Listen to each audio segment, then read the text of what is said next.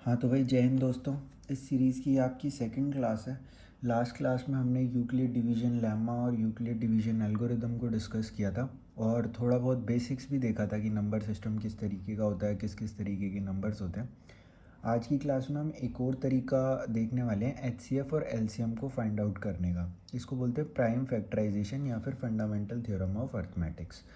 और हम देखेंगे कि कैसे हम किसी भी इर्रेशनल नंबर को इर्रेशनल प्रूव कर सकते हैं। और थोड़ा बहुत और है, मतलब छोटा छोटा पार्ट, और फिर आज ही हमारा ये चैप्टर कंप्लीट हो जाएगा, फर्स्ट चैप्टर रियल नंबर्स। ठीक है, तो स्टार्ट करते हैं। सबसे पहले देखते हैं कि भाई ये फंडामेंटल थ्योरम ऑफ अर्थमेटिक्स है क्या। ठीक है, फंडामेंटल थ्योरम ऑफ अर्थमेटिक। ठीक है भाई, तो फंडामेंटल थ्योरम ऑफ अर्थमेटिक ये कहती है कि अपने पास कोई भी अगर एक नंबर है ना, मतलब कोई भी एक कंपोजिट नंबर है, तो उसको हम प्राइम फैक्टर्स की फॉर्म में लिख सकते हैं। और जो ये प्राइम फैक्टराइजेशन होगी ना, ये यूनिक होगी। कहने का मतलब ये है, जैसे कि अपने पास सपोज़ कोई एक नंबर है, सपोज़ 27 है, तो ये बोल रहे हैं 27 को हम एक यूनिक प्राइम फैक्टराइजेशन की फॉर्म में लिख सकते हैं। तो अगर हम 27 की प्राइम फैक्टराइजेशन करें तो यहाँ पर हमारे पास क्या आ जाएगा, 27 विल बी इक्वल टू 3 की पावर कितना, 3 आ जाएगा। अब ये बोल रहे हैं कि ये प्राइम फैक्टराइजेशन जो है ना, ये यूनिक भी होगी। यूनिक होगी का मतलब ये है कि ऑफकोर्स आप 27 को 9 × 3 लिख सकते हो, पर जब आप 27 को प्राइम फैक्टर्स की फॉर्म में लिखोगे तो आप इसको 3 की पावर 3 के अलावा कुछ भी नहीं लिख सकते। जैसे कि अगर आपके पास सपोज़ 48 है, तो उसको आप, जैसे आपके पास 48 है, तो इसको आप 2 की पावर 4 इंटू में 3, इसके अलावा कुछ भी नहीं लिख सकते। ज़्यादा से ज़्यादा क्या लिख लोगे, 3 इंटू में 2 की पावर 4 लिख लोगे। इसके अलावा इसकी और कोई भी प्राइम फैक्टराइजेशन नहीं हो पाएगी। अगर तो आप 48 को किसकी फॉर्म में लिख रहे हो, सिर्फ और सिर्फ प्राइम फैक्टर्स की फॉर्म में लिख रहे हो। तो यही बात क्या बताती है भाई, फंडामेंटल थ्योरम ऑफ अर्थमेटिक बताती है। एक बार मैं इंग्लिश भी लिख देता हूँ। इसके अकॉर्डिंग क्या होता है, एनी कंपोजिट नंबर या फिर every composite number, any composite number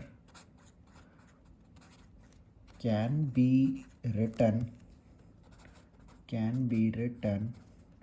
as the product of its prime factors, and this factorization is unique. ठीक है, ये यूनिक रहता है।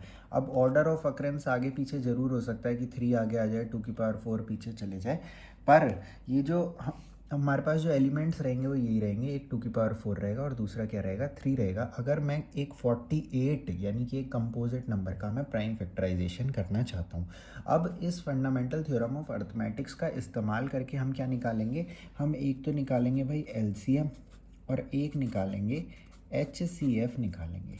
ये दो चीज़ अब हम निकालने वाले हैं। अच्छा, लास्ट क्लास में मैंने आपको एचसीएफ का मतलब क्या बताया था, सबसे बड़ा वो नंबर, हाईएस्ट कॉमन फैक्टर। जैसे हम दो नंबर्स का एचसीएफ निकाल रहे हैं, ए का और बी का। ठीक है, तो सबसे बड़ा वो नंबर जो ए को भी डिवाइड कर दे और बी को भी डिवाइड कर दे, तो वो क्या हो जाएगा, अपना एचसीएफ हो जाएगा। बात समझ में आ गई। एलसीएम का मतलब क्या होता है, एलसीएम का मतलब होता है लीस्ट कॉमन मल्टीपल।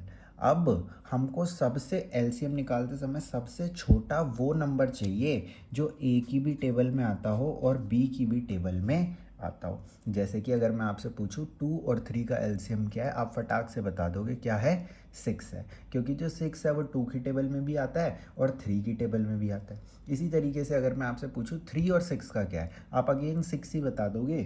क्यों बता दोगे, क्योंकि जो 6 है वो 6 की टेबल में तो आता ही है, 6 1 जा 6, और 3 की टेबल में भी आता है, 3 2 जा 6। तो इस तरीके से एलसीएम का मतलब ये क्या बोल रहे हैं, लीस्ट कॉमन मल्टीपल, सबसे छोटा वो नंबर जो ए और बी दोनों के टेबल में आता हो। एचसीएफ का मतलब क्या बोल रहे हैं, सबसे बड़ा वो नंबर जो ए को भी डिवाइड कर दे और बी को भी डिवाइड कर दे। तो इतनी सी ये हमारे पास यहाँ पर बात है, किसके लिए, ए के लिए और एलसीएम के लिए और HCF के लिए। ठीक है, अब हम देखते हैं कैसे हम फंडामेंटल थ्योरम ऑफ अर्थमेटिक्स का इस्तेमाल कर सकते हैं और LCM और HCF निकाल सकते हैं किन्हीं भी दो नंबर का। तो मैं यहाँ पर ना थोड़ा सा बड़ा एग्जांपल ले रहा हूँ ताकि आपको एक बारी में समझ आ जाए। और मैंने ना इनकी प्राइम फैक्टराइजेशन ऐसे सोचो कि आप पहले से कर रखी है। एक नंबर अपने पास A था और इसकी प्राइम फैक्टराइजेशन मैंने इस तरीके से कर ली, 2 की पावर 3, 3 की पावर सपोज 7 आ गया, फिर अपने पास 5 की पावर 1 आ गया, 7 की पावर 2 और इसके बाद 13 की पावर अपने पास क्या आ गया, सपोज 13 की पावर भी 2 आ गया। और जो अपने B की जो प्राइम फैक्टराइजेशन जब मैंने करी तो इसका प्राइम फैक्टराइजेशन सपोज आ रहा है 2 की पावर 5, 3 की पावर 2, 7 की पावर 1, 11 की पावर 2 और इसमें आ रहा है 17 की पावर 1 भी आ रहा है। ठीक है, तो जब मैं LCM निकालने जाऊंगा किस किस का, A का और B का, तो मेरे को क्या काम करना है कि मेरे को LCM भी मिल जाए और HCF भी मिल जाए भाई। ठीक है, तो देखो LCM निकालते समय आपको क्या करना है। अच्छा, पहले HCF देख लेते हैं। तो मैं यहाँ पर ना थोड़ा सा हिंदी में ही लिख रहा हूँ, आप समझ जाना। आपको क्या करना है, कॉमन की स्मॉलेस्ट पावर को मल्टीप्लाई करना है, स्मॉलेस्ट पावर्स को का मल्टीपल आपने करना है। ठीक है, और LCM में आपको क्या करना है, इसमें कॉमन वॉमन कुछ नहीं, इसमें सब की हाईएस्ट पावर क्या चाहिए, सब की हाईएस्ट पावर्स का मल्टीपल आपको चाहिए भाई। ठीक है, देखो कहना क्या चाह रहे हैं, जब आपको HCF निकालना है तब तो आपको सबसे पहला क्या चीज़ देखनी पड़ेगी कि कौन से टर्म्स हमारे ऐसे हैं जो कॉमन है।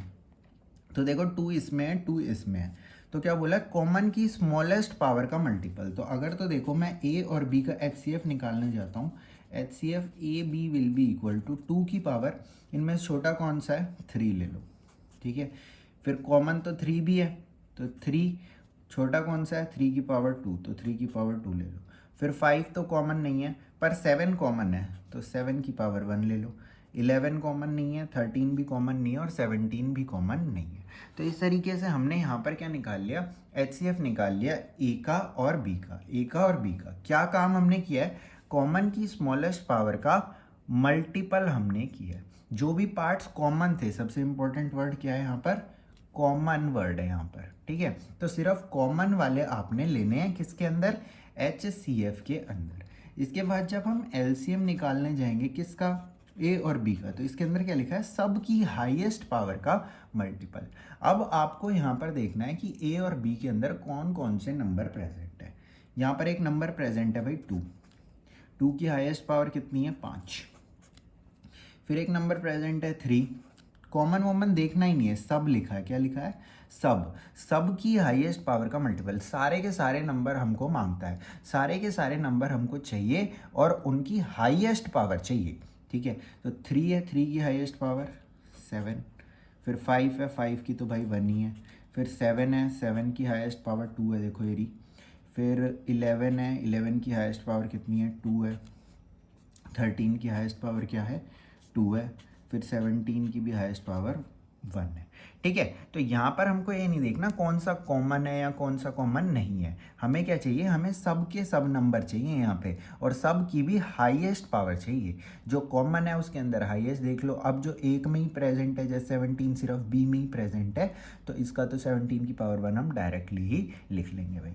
ठीक है, तो ये मैंने थोड़ा सा बड़ा एग्जाम्पल ले लिया था ताकि आपको बिल्कुल क्लियर हो जाए बात, और मैं ऐसी उम्मीद कर रहा हूँ कि आपको क्लियर हो गई होगी बात अब कि हम HCF निकालते समय क्या कर रहे हैं और LCM निकालते समय क्या कर रहे हैं। अभी A और B क्या था, A और B कोई ना नंबर थे, उनकी प्राइम फैक्टराइजेशन मैंने करके यहाँ पर लिखी है। B भी एक नंबर था, उसकी प्राइम फैक्टराइजेशन यहाँ पर करके मैंने लिखी है। LCM निकालते समय क्या किया, सब की हाईएस्ट पावर ली, और HCF निकालते समय सबसे पहले हमने देखा कॉमन कौन सा है, तो 2 दोनों में है, 3 दोनों में है, 7 दोनों में है, फिर इनकी लोएस्ट पावर हमने ले ली। अच्छा भाई, एक चीज़ आप और यहाँ पर ध्यान रखना, क्या आप ध्यान रखना, आप एक चीज़ ये ध्यान रखना कि जो HCF होता है ना, वो हमेशा जो होता है ना वो A और B से छोटा होता है। ज़्यादा से ज़्यादा क्या हो जाएगा, वो ए और बी के बराबर हो जाएगा, पर कभी भी ऐसा नहीं हो सकता कि जो HCF है वो ए और बी से बड़ा चला जाए। ठीक है। दूसरी बात ये है, जो LCM होता है ना, वो हमेशा ए और बी जिनके लिए हम निकाल रहे हैं LCM, वो उनसे हमेशा बड़ा होता है। ठीक है। ऐसा कभी भी नहीं हो सकता कि वो उससे छोटा हो जाए। ज़्यादा से ज़्यादा क्या हो सकता है कि वो ए या बी किसी एक के या दोनों के भी इक्वल हो जाएगा। ठीक है। तो LCM क्या होगा, हमेशा बड़ा होगा। HCF क्या होगा, हमेशा छोटा होगा। ये हमेशा छोटा होगा और ये हमेशा बड़ा होगा। यहाँ से भी आप देख ही सकते हो कि इनको मल्टीप्लाई करके एक छोटा नंबर आएगा, इनको मल्टीप्लाई करके काफ़ी एक बड़ा नंबर हमारा आने वाला है। इस बात को आप ध्यान रखना है। इसका यूज़ हम करेंगे वर्ड प्रॉब्लम्स निकालते समय। क्या बताया मैंने, HCF हमेशा थोड़ा छोटा रहता है और LCM हमेशा क्या रहता है, हमारे नंबर से बड़ा रहता है। ठीक है। अब आगे चलते हैं, एक एग्जांपल इसका और करते हैं। आपकी बुक का ही कोई क्वेश्चन ले लेते हैं और फिर हम आगे चलेंगे। ठीक है। आगे नेक्स्ट टॉपिक देखेंगे जो भी है। तो अगला क्वेश्चन देखो क्या बोल रहे हैं। अच्छा, ये बोल रहे हैं LCM और HCF आपको फाइंड आउट करना है। किसका, find LCM and HCF of, किसका बोल रहे हैं, 26 एंड 91। ठीक है। तो देखो 26 आप वैसे साइड में करके देख सकते हो, मैं डायरेक्ट लिख रहा हूँ। 26 को हम लिख सकते हैं 2 इंटू में 13। ठीक है। और 91 को हम लिख सकते हैं 7 इंटू में 13। ठीक है। तो HCF निकालते समय मैंने क्या बताया था, कॉमन की लोएस्ट पावर। तो कॉमन क्या है यहाँ पर, 13 है। 13 की दोनों में ही पावर 1 है, तो हम यहाँ क्या लिख देंगे, 13 ही लिख देंगे। और LCM के लिए मैंने क्या बताया था, सब की हाईएस्ट पावर। तो सारे के सारे नंबर अब हमको चाहिए। तो 2 लिख लिया, फिर 7 लिख लिया, फिर क्या लिख लिया, 13 लिख लिया। तो ये हमारे क्या हो गए भाई, LCM और HCF हो गए। ठीक है। अच्छा भाई, एक इम्पॉर्टेंट प्रॉपर्टी LCM और HCF की आप ध्यान रखना, क्या है कि जो हमारा प्रोडक्ट ऑफ नंबर्स होता है ना, नोट करके इसको आप ध्यान रख लो। जो हमारा प्रोडक्ट ऑफ नंबर्स होता है ना, यानी कि A इंटू में B, ये हमेशा किसके लिए इक्वल होता है, LCM इंटू में HCF के इक्वल होता है। इससे एक एक नंबर के क्वेश्चन काफ़ी बार आते हैं भाई। ठीक है। तो इसको आप याद कर लेना। जो A इंटू में B होता है वो किसके इक्वल होता है, LCM ऑफ AB और HCF ऑफ AB। ठीक है। तो इसका एक यूज़ करके हम एक क्वेश्चन भी कर लेते हैं। क्या गिवन है, ये बोल रहे हैं कि जो HCF है किसका, 306 एंड 657 का, ये कितना है, 9 है। ठीक है। और क्या बता रहे हैं, जो LCM है किसका, सेम नंबर्स का, 306 और 657 का, ये हमको बताना है। ठीक है। तो HCF की वैल्यू 9 दी है, LCM की वैल्यू निकालनी है, नंबर्स हमको पता है। तो अब हम यहाँ पर डायरेक्टली कर सकते हैं, क्या, वी नो, क्या पता है हमें, product of numbers is equal to LCM into में HCF होता है। देखो अभी हमने ऊपर देखा था। तो प्रोडक्ट ऑफ नंबर जो होगा वो LCM इंटू में HCF के इक्वल रहेगा। तो प्रोडक्ट ऑफ नंबर क्या है यहाँ पर, 306 इंटू में 657, और ये किसके इक्वल हो जाएगा, LCM को x मान लेते हैं और HCF की वैल्यू 9 दी गई है। तो x की वैल्यू क्या आ जाएगी, 306 इंटू में 657 डिवाइडेड बाय में 9। इसको थोड़ा बहुत सिंप्लीफाई करके आप इसका आंसर यहाँ पर निकाल सकते हो। ठीक है। और देखते हैं भाई, अब हम अपने नेक्स्ट टॉपिक की तरफ चलते हैं। इसको कर दूँ क्या, कर देते हैं, कोई नहीं। इसको यहाँ पर काट देते हैं, ये 3 पे चला गया, 27 और 36 बच गया, 34। तो 659 इंटू में 34 अपना क्या आ जाएगा, अब इसका आंसर आ जाएगा। ठीक है। तो मैं तो भाई कैलकुलेटर से करके लिख दूंगा, आप अपना कर लेना। 659 इंटू में 34, तो 22406 क्या आ जाएगा अपना, LCM आ जाएगा। ठीक है। यहाँ पर आप इंग्लिश में स्टेटमेंट हमेशा लिखने की आदत डालो। यहाँ पर इंग्लिश में आप स्टेटमेंट लिख दो, क्या, therefore LCM of 306 and 657 is इतना। ठीक है भाई। अब हम चलते हैं आगे अपने नेक्स्ट टॉपिक की तरफ। देखो भाई नेक्स्ट टॉपिक क्या है, ये ना हमको प्रूव करने के लिए पूछते हैं कि क्या, कि prove that root 2 is irrational, root 3 is irrational. और आप पिछले पेपर्स उठा के देखोगे ना तो ये क्वेश्चंस इतनी बार आ रखे हैं कि मतलब बहुत ज़्यादा बार ही आ रखे हैं। ठीक है, तो यहाँ पर एक बार देखते हैं हम कि इस तरीके के क्वेश्चन को हम कैसे कर सकते हैं। तो क्वेश्चन इस तरीके से आता है, प्रूव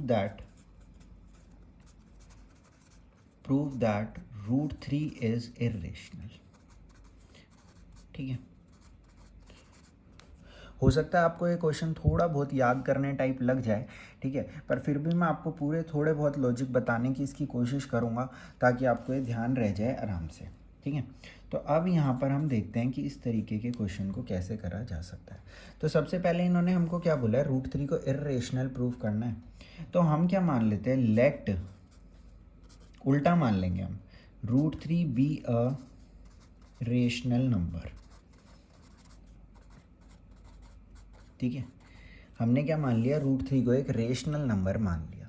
अब हम अपनी इसी बात को गलत प्रूफ करने की कोशिश करेंगे। कैसे हम इसको गलत प्रूफ कर सकते हैं? अगर तो कोई नंबर रेशनल है तो उसकी कोई कंडीशन होगी। कंडीशन क्या होगी, it implies root 3 is equal to p by q. Root 3 is equal to p by q लिख सकता हूँ मैं रूट 3 को, है ना, क्योंकि अगर जो भी नंबर रेशनल होता है उसको तो पी बाई क्यू की फॉर्म में हम लिख ही सकते हैं। ठीक है, अब एक बात और समझो, कोई भी नंबर रेशनल है तो हमारे पास सपोज एक नंबर है 6/21, जैसे कोई नंबर है 6/21। अब ये थोड़ा सा ना कट रहा है, जैसे कि 3 की टेबल से ये कट रहा है, तो ये क्या हो जाएगा, 2/7 हो जाएगा कट के। तो हो सकता है पी बाय क्यू भी कुछ कट रहे हो, तो मैं अब क्या कर लेता हूँ, इसको क्या बना लेता हूँ, ए बाय बी बना लेता हूँ। और ए बाय बी जब बना लिया तो मैं इसको एक सिंपलेस्ट फॉर्म में ले आया हूँ जहाँ पर ए और बी क्या है, आपस में को प्राइम है। मतलब को प्राइम का मतलब ये और ज़्यादा नहीं कट रहे। ज़रूरी नहीं है कि ए और बी दोनों ही प्राइम हो, पर आपस में को प्राइम होने का मतलब होता है कि अब ये और ज़्यादा नहीं कटेंगे। ठीक है, तो यहाँ पर मैं लिख देता हूँ where a and b are coprime. अब बस इसी बात का मेरे को फ़ायदा उठाना है, यानी कि यहाँ पर सबसे पहले मैंने क्या माना कि रूट 3 क्या था, एक रेशनल नंबर था। अब रूट 3 रेशनल की वजह से यहाँ पर ये ए बाय बी की फॉर्म में आ गया, और ए बाय बी क्या है, को प्राइम है, ऐसा हमने लिख दिया है यहाँ पर।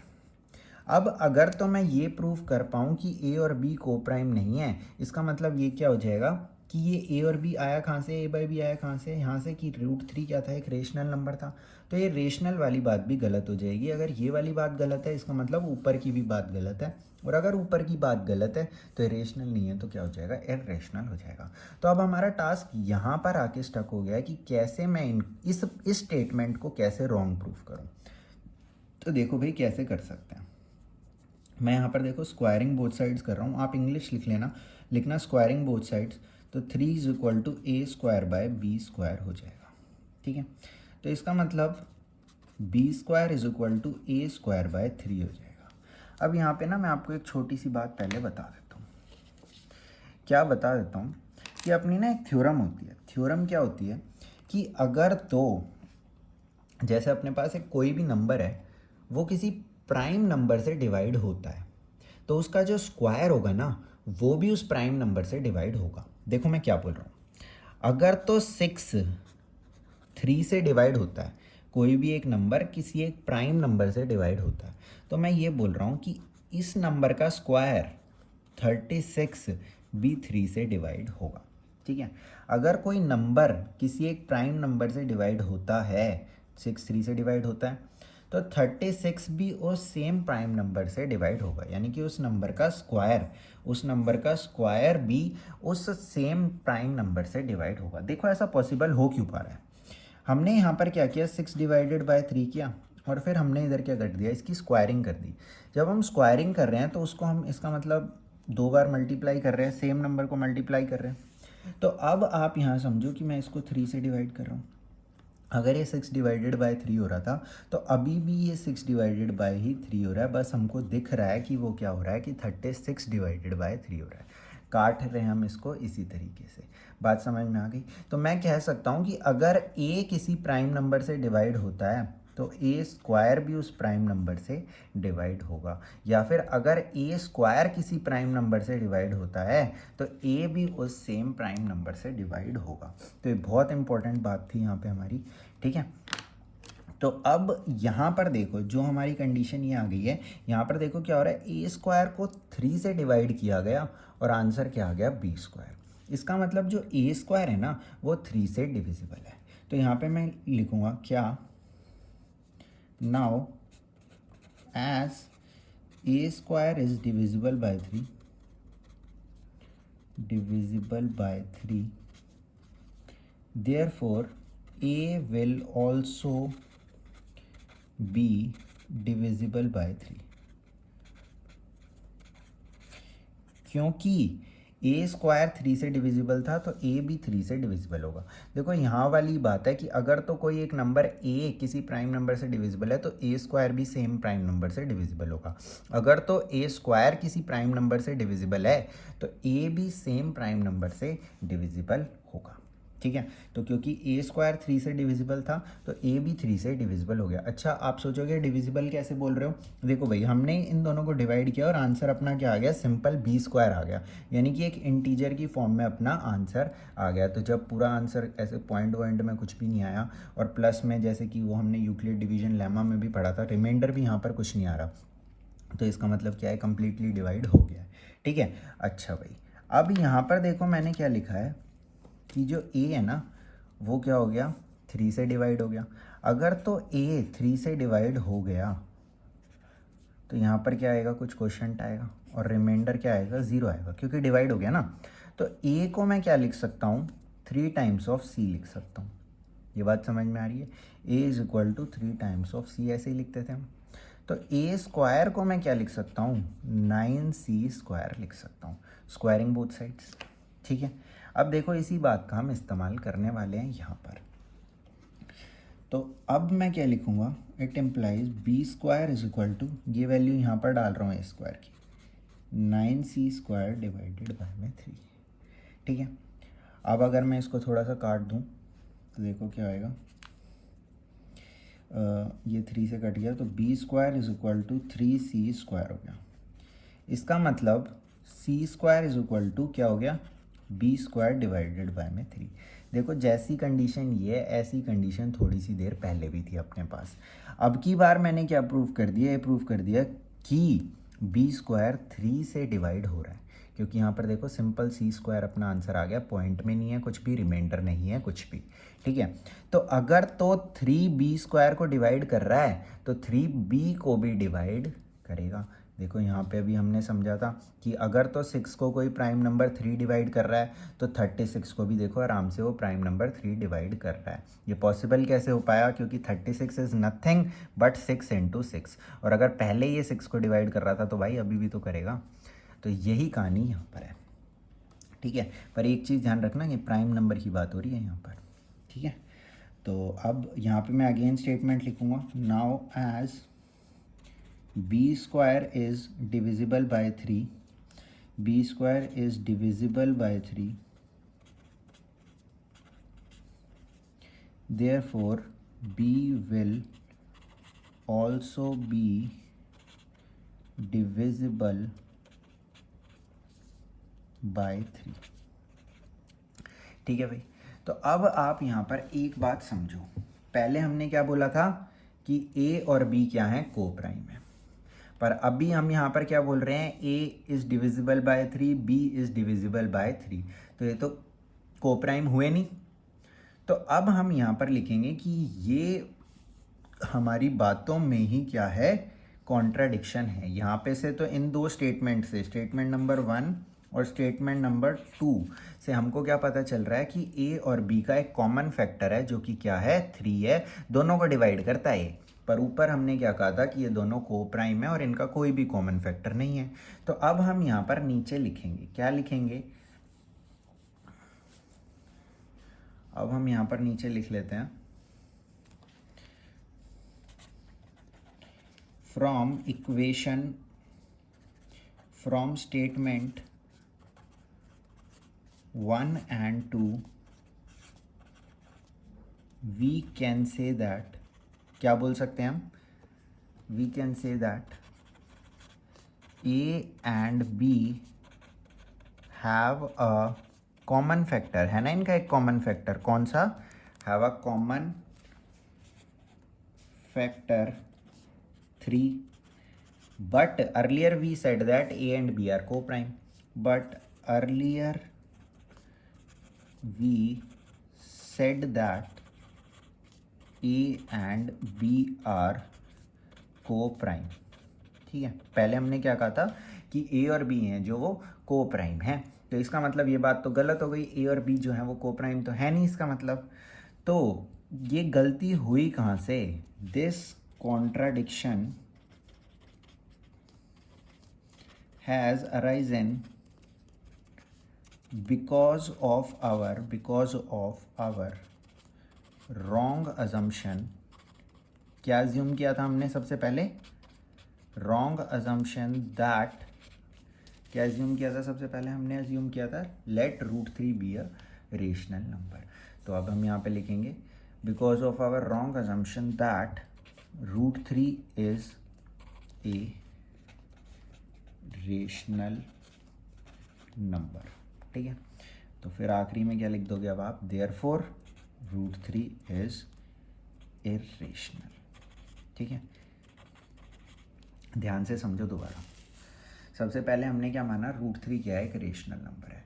रेशनल है तो p/q की फॉर्म में लिखा जा सकता है। अगर तो p/q की फॉर्म में लिखा जाता है तो इसको हमने और सिंपलर कर लिया कि भाई p और q में से कुछ कट रहा हो तो पहले काट लो। तो इसको हमने काट लिया, तो अब ये किसकी फॉर्म में आ गया, a और b की फॉर्म, a/b की फॉर्म में आ गया। और यहाँ पर क्या है, a and b are coprime है, ठीक है। अब हमने स्क्वायरिंग करके यहाँ पर स्क्वायरिंग और थोड़ा लेफ्ट राइट करके ये दिखा दिया कि a² 3 से डिविजिबल है। अगर तो a² 3 से डिविजिबल है तो a भी 3 से डिविजिबल होगा। अगर a 3 से डिविजिबल है तो a को हम ऐसे लिख सकते हैं, अगर a को ऐसे लिख सकते हैं तो a² की वैल्यू क्या आ जाएगी, 9c² आएगी। इसको यहाँ पर इंसर्ट करेंगे और यहाँ से अब हम क्या देख सकते हैं कि b² भी जो है वो 3 से डिविजिबल है। अगर b² 3 से डिविजिबल है तो b भी जो होगा वो 3 से डिविजिबल होगा। अब a भी 3 से डिविजिबल, b भी 3 से डिविजिबल, पर हमने तो कहा था ये को-प्राइम है। ये को-प्राइम वाली बात तो गलत हो गई। गलत क्यों हो गई, क्योंकि हमने शुरू में ही गलत बात मान रखी थी। क्या गलत बात मान रखी थी कि √3 क्या है, एक रेशनल नंबर है। अगर तो रेशनल नहीं है तो फिर क्या है भाई, तो रेशनल नहीं है तो ऑफकोर्स क्या है, इर्रेशनल नंबर ये है। बात समझ में आ गई भाई, बात समझ में आ गई। अब चलते हैं हम आगे। एक एग्जांपल में सेम क्वेश्चन डिट्टो, क्योंकि इसके आने के चांसेस कितने हैं, मतलब हद से ज़्यादा आने के चांसेस हैं। मैं एक क्वेश्चन आपको सेम जैसे कि √5 को इर्रेशनल प्रूफ करके एक और बार दिखा देता हूँ, ताकि अगर कोई कमी रह गई हो आपके समझने में तो एक बार आपको और समझ आ जाए, ठीक है। तो आगे चलते हैं। अब की बार हम √5 को इर्रेशनल प्रूफ कर रहे हैं, तो लिख लेते हैं एक बार, प्रूव दैट √5 इज़ इर्रेशनल, ठीक है। √5 को क्या प्रूफ करना है, इर्रेशनल प्रूफ करना है, ठीक है। तो देखते हैं भाई, तो सेम कहानी, let √5 be a rational number, rational number मान लिया। तो √5 को हम इसका मतलब कैसे लिख सकते हैं, √5 इज इक्वल टू p/q लिखा जा सकता है। हो सकता है यहाँ p और q में से कुछ कट रहा हो, तो √5 को मैंने क्या बना लिया, a/b की फॉर्म में बना लिया। और साथ में अब की बार कुछ नहीं कट रहा भाई, where a and b are coprime लिख लिया। इस को-प्राइम वाली बात को ही हमें सिर्फ झूठ साबित करना है ना, तो कोई दिक्कत नहीं है। स्क्वायरिंग बोथ साइड्स, तो ये क्या हो जाएगा, 5 इज इक्वल टू a²/b² हो जाएगा। और इसका मतलब क्या हो जाएगा, b² is equal to a²/5 हो जाएगा। b² को इधर ले गया और a² को इधर ले आया, ठीक है भाई। अब इधर से हम देख के क्या बोल सकते हैं कि जो a² है वो 5 से डिविजिबल है। नाउ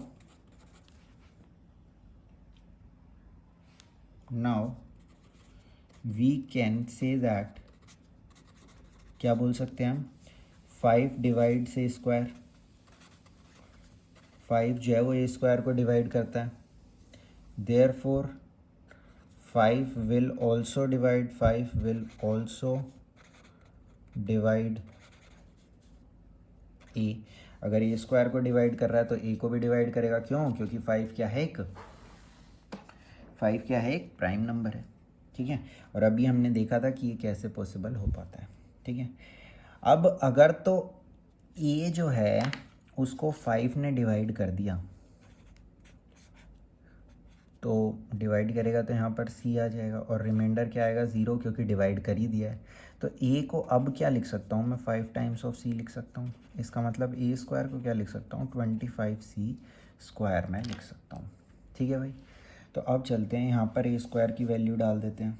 ये सारी बात आप एक बार इंग्लिश में लिख लेना, जैसे using value of A square in equation, ये वाली जो भी आपकी होती है। अभी मैं समझाने के पर्सपेक्टिव से आपको ये सारी बातें कर रहा हूँ। ठीक है भाई, तो यहाँ पर अब देखते हैं आगे। तो b square is equal to a square की वैल्यू 25c स्क्वायर अपॉन में 5। तो इसका मतलब क्या हो गया, b square is equal to 5c square. इसका मतलब सी स्क्वायर क्या हो गया, बी स्क्वायर बाय 5 हो गया। अब इस स्टेटमेंट से हम क्या बोल सकते हैं कि जो 5 है वो बी स्क्वायर को डिवाइड करता है, और अगर तो बी स्क्वायर को डिवाइड करता है तो अभी अभी हमने थ्योरम में क्या पढ़ा था कि वो बी को भी डिवाइड करेगा। ठीक है, तो अब क्या बोल सकते हैं हम, now we can say that, क्या बोल सकते हैं हम, 5 divides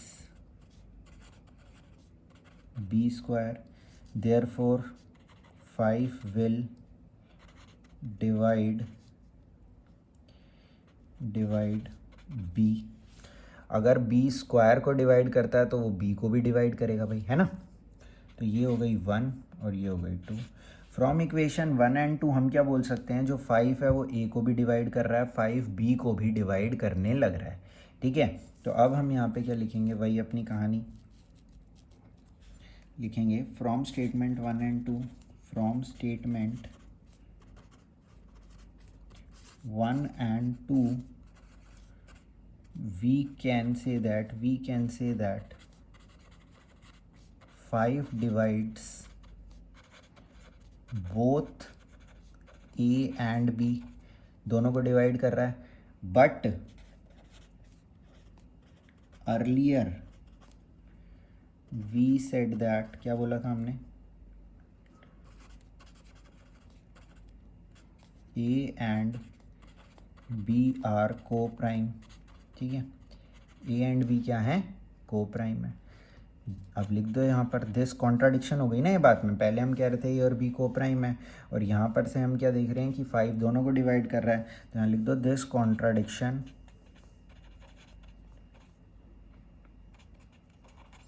has arisen because of our wrong assumption. क्या अजम्पशन थी, that √5 is a rational number. ये एज्यूम किया था ना हमने। तो अब यहाँ पे लिख दो बस, देयरफॉर √5 इज इर्रेशनल। ठीक है, तो भाई ये आपका क्या हो जाएगा, इस तरीके से प्रूफ करने का सिस्टम पूरा ये हो जाएगा। आप अगर नोट्स बना रहे हो तो बहुत अच्छी बात है, उससे अच्छी तो कोई बात हो ही नहीं सकती। पर अगर तो आप नहीं बना रहे हो तो मैं इसकी PDF भी अटैच कर ही दूंगा इस वीडियो के साथ, तो वहाँ से भी आप देख सकते हो भाई। ठीक है, तो अब आगे चलते हैं। 1-2 छोटे छोटे टॉपिक और बचे हैं इसके अंदर। अच्छा, एक इर्रेशनल प्रूफ करने का एक और क्वेश्चन आ जाता है। जैसे कि अगर ये आता है तो ये तो ऑफकोर्स 3 मार्क्स में आएगा, अगर दूसरे वाला आता है तो वो 2 मार्क्स में भी आ जाता है। किस तरीके से क्वेश्चन आता है उसके अंदर ना, वो आपको पहले ही दे देते हैं। क्या दे देते हैं कि कुछ एक नंबर को इर्रेशनल बता देते हैं। मैं अच्छा बताता हूँ आपको क्या बोलते हैं, प्रूव दैट, बोलते हैं प्रूव दैट 3 + 2√5 इज इर्रेशनल। ठीक है, और साथ में लिख देते हैं इफ इट इज़ गिवन, क्या गिवन है, if it is given that √5 is irrational. बोल रहे हैं कि अगर तो √5 इर्रेशनल है तो प्रूफ करो 3 + 2√5 भी जो होगा वो इर्रेशनल होगा। तो देखो कुछ सेम टाइप का हम काम करेंगे, पर ये थोड़ा सा इजी है। क्या इजी है, लेट, इसी को इरेशनल प्रूफ करना है ना, तो इसी को रेशनल मान लो। Let this be a rational number. Rational number मान के हम इसको बैठ गए, ठीक है। अगर तो ये रेशनल नंबर है, देयरफॉर अगर तो रेशनल नंबर है तो इसको हम पी बाई क्यू की फॉर्म में लिख सकते हैं भाई, लिख सकते हैं। इसका मतलब 2 प्लस रूट 5 क्या हो जाएगा, पी बाई क्यू -3, ये +3 इधर चला गया। और इसका मतलब क्या हो जाएगा, रूट 5 किसके इक्वल हो जाएगा, root 5 will be equal to, sorry 2 root 5 ही कर लेते हैं पहले, p -3 क्यू बाय में क्यू, ठीक है। और इसका मतलब रूट 5 क्या हो जाएगा, p -3 क्यू, और ये 2 क्या आ जाएगा नीचे, डिवाइडेड बाय में 2q। अब p क्या था, एक इंटीजर था, q क्या था, एक इंटीजर था। तो 2 और 3q भी क्या हो जाएगा, इस हिसाब से एक इंटीजर हो जाएगा। अगर 3q भी एक इंटीजर हो जाएगा तो एक इंटीजर में से दूसरा इंटीजर सब्ट्रैक्ट करेंगे तो भी क्या आएगा, एक इंटीजर आएगा। और 2q भी क्या होगा, एक इंटीजर होगा। यानी कि मैं ऐसा बोल सकता हूँ जो रूट 5 है वो एक इंटीजर अपॉन में दूसरे इंटीजर की फॉर्म में हम लिख चुके हैं इसको, ठीक है। तो अब यहाँ पे लिखता हूँ मैं, therefore root 5 is equal to a by b। आप यहाँ पर मेंशन कर सकते हो चाहो तो, where a is equal to p -3q and b is equal to 2 times of q। अब हमने यहाँ पर क्या कर दिया, इसको a बाई बी की फॉर्म में रिप्रेजेंट कर दिया। अब इसका मतलब रूट 5 क्या हो गया, रेशनल हो गया। पर हमको क्या गिवन था कि रूट 5 क्या है, इर्रेशनल है। तो ये क्या हो गई, हमारी बात की कॉन्ट्राडिक्शन हो गई। ये कॉन्ट्राडिक्शन क्यों हो गई, ये कॉन्ट्राडिक्शन इसलिए हो गई क्योंकि हमने शुरू में ही गलत बात को मान लिया। गलत बात क्या मान ली है कि 3 + 2 रूट 5 को हमने रेशनल मान लिया। अगर तो ये रेशनल वाली बात गलत है तो 3 + 2 रूट 5 क्या होगा, ये नंबर क्या हो जाएगा, इर्रेशनल हो जाएगा। इसी बात को आप इंग्लिश में लिख सकते हो, ठीक है। चाहे तो मैं लिख देता हूँ, from equation 1 we can say that, क्या बोल सकते हैं हम, root 5 is a rational number. क्यों बोल सकते हैं भाई ऐसा, क्योंकि ये एक नंबर अपॉन में दूसरे नंबर की फॉर्म में लिखा है। ये p बाई क्यू या फिर a बाई बी की फॉर्म में लिखा है। बट इट इज गिवन क्या गिवन है, that root 5 is an irrational number, ठीक है। दिस कॉन्ट्राडिक्शन, अब अगेन वही, this contradiction has arisen because of our wrong assumption that क्या 3 + 2 रूट 5 इज रेशनल। अब यहाँ पर लिख दो directly, therefore 3 + 2 root 5 is irrational. बात समझ में आ गई भाई। तो ये सिंपल सी कहानी है। इन 2 क्वेश्चन में से एक क्वेश्चन तो आप बहुत ज़्यादा, मतलब कि लगभग 100% ही एक्सपेक्ट कर सकते हो अपने पेपर में, ठीक है। तो ये अपना मेजर पार्ट इस चैप्टर का कवर हो गया। छोटी छोटी थोड़ी सी चीज़ें और बची हैं, वो भी देखते हैं अभी, ठीक है। पॉज करके लिख सकते हो आप, ठीक है। आगे चलते हैं। देखो भाई, एक सिंपल सा क्वेश्चन ये कभी कभी और पूछते हैं, बोलते हैं कि विदाउट डूइंग एक्चुअल डिवीजन, ये हमसे बोलते हैं कि बता दो कि 133125 क्या होगा, कि ये टर्मिनेटिंग होगा या रिपीटिंग होगा। अगर तो आपने पिछली क्लास देखी है तो आपको पता होगा कि जो भी नंबर p बाय क्यू की फॉर्म में आ गया, वो क्या है, रेशनल है। और रेशनल की हमने क्या क्वालिटी देखी थी, रेशनल की हमने ये क्वालिटी देखी थी कि जो भी हमारा रेशनल नंबर होता है वो या तो टर्मिनेटिंग होता है, वो या तो रिपीटिंग टाइप का होता है। तो ये बात तो पक्की है कि ये p बाय क्यू की फॉर्म में आ चुका है, तो या तो ये टर्मिनेटिंग है या तो ये रिपीटिंग है। तो एक तरीका तो इसको चेक करने का ये है कि जैसे हम करते थे, क्या करते थे कि डिवाइड करके देख लेते थे, ठीक है। अब ये बोल रहे हैं बिना डिवाइड करे आपको ये बताना है, क्या बताना है कि ये नंबर जो होगा ये टर्मिनेटिंग टाइप का होगा या रिपीटिंग टाइप का होगा, क्योंकि ये बात तो पक्की है कि इन्हीं दोनों में से किसी एक टाइप का ये हमारा जो है नंबर है, क्योंकि ये रेशनल हो गया ना भाई। तो अब देखो इसको हम कैसे चेक कर सकते हैं। देखो यहाँ पे लिख देता हूँ मैं एक बार, check if it is terminating और repeating, non terminating repeating, non terminating repeating in nature, ठीक है। बोल रहे हैं चेक करके बताओ, check if it is terminating और non terminating repeating in nature. Non terminating repeating को कभी कभी वो रीअकरिंग भी बोल देते हैं, ठीक है। तो एक बार अब देखते हैं इसको। तो जैसे ही कोई भी इस तरीके का क्वेश्चन आता है पी बाय क्यू की फॉर्म में, जो भी डेनोमिनेटर है इसको आपको क्या करना है, प्राइम फैक्टराइज करना है, ठीक है। जो भी हमारा डेनोमिनेटर है इसको आपको प्राइम फैक्टराइज करना है। तो एक बार कर लेते हैं। 3125 का अगर हम प्राइम फैक्टराइजेशन करें तो ये 5 पे गया 625, 5 पे गया अगेन कितना हो गया 125, ठीक है। अगेन ये 5 पे गया कितना हो गया 25, 5 पे गया 5 और 5 पे गया 1 हो गया, ठीक है भाई। तो ये हमारा क्या हो गया, किसका 3125 का प्राइम फैक्टराइजेशन हो गया। तो अब हम 3125 को कैसे लिख सकते हैं, 5 की पावर 5 लिख सकते हैं। तो मैं यहाँ पर ऐसा बोल रहा हूँ कि जब हम इसको डिवाइड करेंगे, जब हम इसको प्राइम फैक्टराइज करेंगे, किसको, डेनोमिनेटर को, तो अगर तो प्राइम फैक्टराइज करने के बाद जो आपको यहाँ पर नंबर दिखेंगे वो या तो 2 दिखें या तो 5 दिखें। ऐसा भी हो सकता है सिर्फ और सिर्फ 5 दिखें, ऐसा भी हो सकता है सिर्फ और सिर्फ 2 दिखें, और ऐसा भी हो सकता है 2 और 5 का कॉम्बिनेशन दिखे। अगर तो कुछ ऐसा होता है तो आप क्या बोलोगे, जो हमारा ये पी बाय क्यू की फॉर्म है किस तरीके की होगी, ये टर्मिनेटिंग फॉर्म होगी। तो अब यहाँ पर आप क्या बोलोगे, जैसे कि नाउ वी कैन सी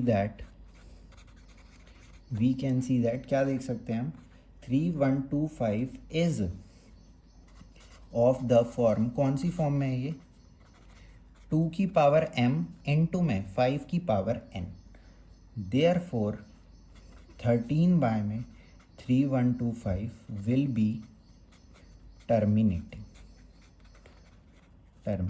मैं दोबारा बताता हूँ, अगर तो जो भी हमारा डेनोमिनेटर है जब आप इसको प्राइम फैक्टराइज करते हो तो आपको सिर्फ और सिर्फ 2 दिखे, यानी कि यहाँ पर n की वैल्यू क्या हो गई, 0 हो गई, सिर्फ और सिर्फ 2 दिख रहा है। या फिर सिर्फ और सिर्फ m दिखे, यानी कि m की वैल्यू क्या हो गई, 0 हो गई, 2 की पावर 0 1 हो गया। तो 5 दिखे अगर सिर्फ और सिर्फ आपको, या फिर आपको 2 और 5 का यहाँ पर क्या दिखे, कोई कॉम्बिनेशन दिखे, तो आप डायरेक्टली क्या बोल सकते हो कि जो हमारी ये पी बाय क्यू की फॉर्म है ये किस तरीके की होगी, ये होगी भाई टर्मिनेटिंग टाइप की। अगर तो आपको प्राइम फैक्टराइजेशन करते समय कोई भी और एक नंबर दिख जाए 2 और 5 के अलावा, 3 दिख जाए, 7 दिख जाए, 11 दिख जाए, ऑफकोर्स प्राइम नंबर दिखेगा क्योंकि प्राइम फैक्टराइजेशन कर रहे हैं, ठीक है। तो कोई भी अगर आपको और नंबर दिख जाए प्राइम नंबर, तो आप इसको डायरेक्टली क्या बोल दोगे कि ये किस टाइप का नेचर है, इसका नॉन टर्मिनेटिंग रिपीटिंग टाइप का नेचर है, ठीक है। तो अब इसके थोड़े से एग्जांपल हम और देखते हैं, जैसे कि 17 डिवाइडेड बाय में 8 है। तो अब आपको पता है 8 क्या है, 2 की पावर 3 है, तो यहाँ पर हमें क्या दिखा, सिर्फ और सिर्फ 2 दिखा, तो इसका मतलब ये भी क्या हो जाएगा, टर्मिनेटिंग हो जाएगा, ठीक है।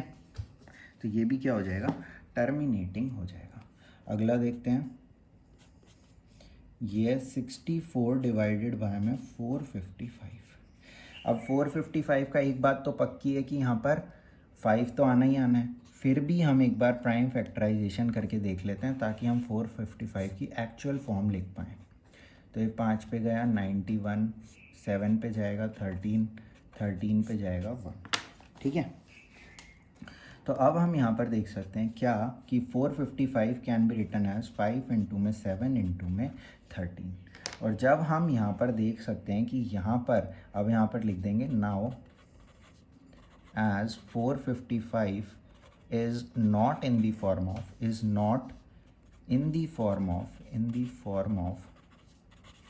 किसकी फॉर्म में नहीं है, 2 की पावर m और 5 की पावर n फॉर्म में नहीं है ना।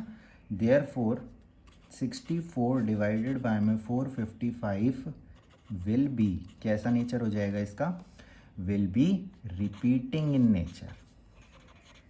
बात समझ में आ गई, will be repeating in nature. अच्छा भाई, इसमें ना एक क्वेश्चन वो कभी कभी ना हमसे घुमा के पूछते हैं। घुमा के क्या पूछते हैं, एक बार देखो भाई, वो हमसे घुमा के ये पूछते हैं कि जैसे कि सपोज कुछ भी ले लो, इधर ले लेते हैं 24 और ऊपर ले लेते हैं सपोज क्या ले लें 21 ले लें। ठीक है, तो अब आप यहाँ पर क्या देखोगे कि 24 का जब आप प्राइम फैक्टराइजेशन करते हो तो 3 आ जाता है। 3 इंटू में 2 इंटू में 2 इंटू में 2 बनेगा ना इसका, ये क्या बन जाएगा 2 की पावर 3 इंटू में 3 बन जाएगा। अब क्योंकि यहाँ पर 3 आ गया तो आप क्या बोलोगे, ये किस टाइप का है, रिपीटिंग टाइप का है, क्योंकि हमको सिर्फ और सिर्फ क्या चाहिए था 2 और 5 ही दिखना चाहिए। या तो सिर्फ 2 दिखे या तो सिर्फ 5 दिखे या तो 2 और 5 का कुछ कॉम्बिनेशन दिखे। ठीक है, तो जैसे ही 3 दिखा तो हम क्या बोलेंगे, इसको रिपीटिंग बोलेंगे। पर ऐसा नहीं है। ऐसा क्यों नहीं है, ऐसा इसलिए नहीं है क्योंकि मैंने आपको आधी बात बताई है। पूरी बात ये है कि ये जो p/q की फॉर्म में हमें जब चेक करना है ना, तो ये जो डेनोमिनेटर हमको चेक करना है ना, ये सिंपलेस्ट फॉर्म वाला डेनोमिनेटर हमें चेक करना है। यानी कि 3 से कट गया, ये 7/8 बन गया। अब हम इसको चेक कर सकते हैं। 8 को जब हम चेक करेंगे तो ये क्या है, 2 की पावर 3 है, और 2 की पावर 3 जब ये बन गया तो अब हम इसको क्या बोल सकते हैं कि ये क्या है, टर्मिनेटिंग है। बात समझ में आ रही है, वरना पहले तो हम यहाँ पर इसको देख रहे थे और हमें इसको देख करके क्या पता चल रहा था, क्योंकि 3 आ रहा था तो इसको देख करके हमको ये रिपीटिंग टाइप का लग रहा था, है ना। पर ये रिपीटिंग टाइप का नहीं निकला, ये किस टाइप का निकला, टर्मिनेटिंग टाइप का ये निकला। तो बात एक ध्यान से, आपके पेपर में क्वेश्चन आएगा ना तो इसी टाइप का आएगा। आप सबसे पहले उसे उसकी सिंपलेस्ट फॉर्म में लेकर के जाना।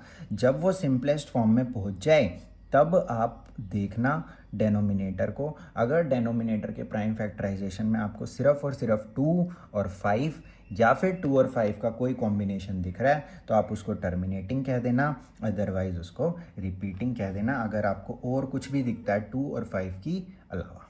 ठीक है भाई, अब चलते हैं आगे। ठीक है, तो आगे बस इसमें अब आगे तो कुछ है ही नहीं, आगे बस वर्ड प्रॉब्लम्स हैं। ठीक है, तो वर्ड प्रॉब्लम्स में आपको ना ज़्यादा कुछ दिक्कत होती नहीं है। वर्ड प्रॉब्लम में दिक्कत सिर्फ इतनी होती है, आप यही नहीं जज कर पाते कि आपको एलसीएम निकालना है या एचसीएफ निकालना है। तो अब बात करो थोड़ी सी याद, जब मैं आपको एलसीएम और एचसीएफ पढ़ा रहा था तो मैंने आपको क्या बताया था कि एलसीएम जो होता है वो हमारे दोनों नंबर से, या फिर अगर 3 नंबर का निकालना है तो तीनों नंबर से या तो इक्वल होता है या तो उनसे बड़ा होता है। ठीक है, और जो एचसीएफ होता है वो या तो तीनों नंबर से, दोनों नंबर से, जितने के लिए भी हम निकाल रहे हैं, वो या तो उनसे छोटा होता है या फिर इक्वल होता है। ठीक है, मैं लिखना चाहूँ तो ऐसे लिख सकता हूँ यहाँ पर कि अगर अपने पास ए और बी 2 नंबर हैं तो जो हमारा एलसीएम होगा वो या तो इनके बड़ा होगा या तो इनके इक्वल होगा। और अगर जो 2 नंबर हैं ये, तो एचसीएफ जो होगा वो या तो इनसे छोटा होगा या तो उनके बराबर होगा। ठीक है, तो ये ऐसे ही बीच में मैंने लिख दिया है। तो यहाँ से हमने एक चीज़ ये ध्यान करी थी कि जो एलसीएम होता है वो हमेशा छोटा आता है और एचसीएफ जो होता है वो हमेशा बड़ा आता है। ठीक है, एलसीएम हमेशा बड़ा आता है और एचसीएफ क्या आता है, हमारा छोटा आता है। एचसीएफ है भाई, एचसीएफ है ये। ठीक है, तो अब हम अपने क्वेश्चन देखते हैं और सिर्फ इसी बात पे डिपेंड होकर हम अपने सारे क्वेश्चन सॉल्व करेंगे कि एलसीएम जो होता है वो बड़ा होता है और एचसीएफ जो होता है वो छोटा होता है। मैंने पहले से क्वेश्चन लिख रखे हैं, ठीक है।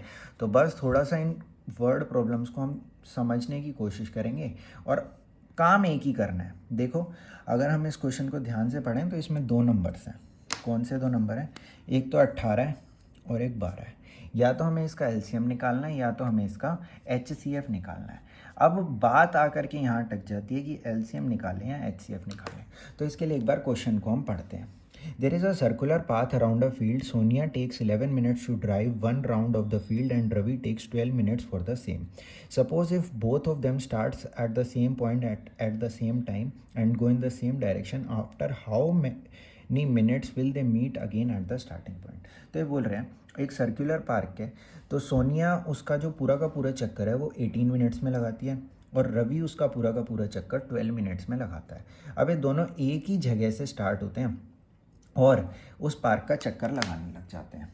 अभी रवि तो 12 मिनट में अपना पहला राउंड पूरा कर लेगा और सोनिया थोड़ी पीछे रह जाएगी क्योंकि वो 18 मिनट्स में अपना राउंड पूरा करेगी। यानी कि अभी रवि से पीछे है सोनिया क्योंकि वो सेम डायरेक्शन में ही ट्रैवल कर रहे हैं, ठीक है। तो अब आप ये बात समझो कि ऐसा तो नहीं हो सकता ना कि वो 12 या फिर 12 मिनट से पहले तो वो कभी भी नहीं मिल सकते एक दूसरे से। इतना तो पक्का है कि वो 12 और 18 मिनट के बाद ही एक दूसरे से मिलेंगे, क्योंकि 12 और 18 मिनट में तो भाई साहब वो अपना पहला राउंड ही पूरा नहीं कर पा रहे और पहले राउंड में तो उनका मिलने का कोई चांस ही नहीं है, ठीक है। तो अब यहाँ पर आपको एक बात समझ आ जानी चाहिए, जो हमारा आंसर आने वाला है वो 12 और 18 से बड़ा आने वाला है। इसका मतलब इस केस में आपको क्या निकालना है? LCM निकालना है, क्योंकि LCM क्या होता है? बड़ा होता है, ठीक है। और समझो, ये मैं आपको इस तरीके से बता रहा हूँ क्योंकि मेन आप वैसे तो पहचान लेते हो कि LCM ही निकालना है या फिर HCF निकालना है, पर उन्हीं दोनों में कन्फ्यूजन हो जाती है कि LCM निकालना है या HCF निकालना है, ठीक है। अब यहाँ पर देखो अगला क्वेश्चन, ये होमवर्क है आपके सब, ठीक है। ये सारे क्वेश्चंस आपको खुद करने हैं और आप आंसर लिख करके मेरे को बताओगे, ठीक है, कि कितना आपका आंसर आ रहा है। मैं थोड़ा थोड़ा हिंट दे रहा हूँ बस। अ स्वीट सेलर हैज़ 420 काजू बर्फीज एंड 130 बादाम बर्फीज. She wanted to stack them such that each stack has equal number of burfis. Find the maximum number of burfis that can be placed in each stack. देखो एक अपने पास कोई मिठाई वाला है तो उसके पास 420 तो काजू की बर्फ़ी है और 130 बादाम की बर्फ़ी है।